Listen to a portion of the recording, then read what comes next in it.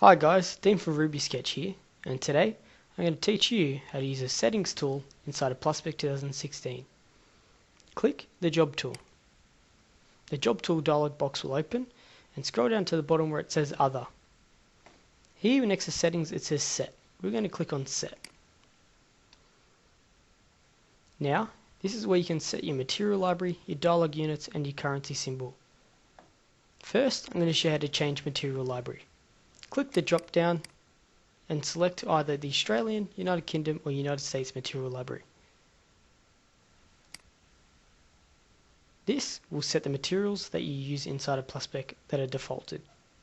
Next, we have dialog units. Use model default is a template that you selected with the default units. Say it's millimeters, inches or feet. Here you've also got millimeters, centimeters, meters, feet and inches all to select from. We're going to select millimeters.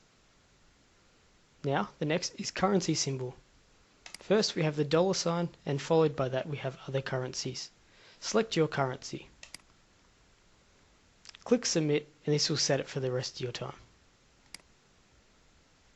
And then once again click submit. Okay guys, hope you enjoyed this tutorial and I was able to help you out.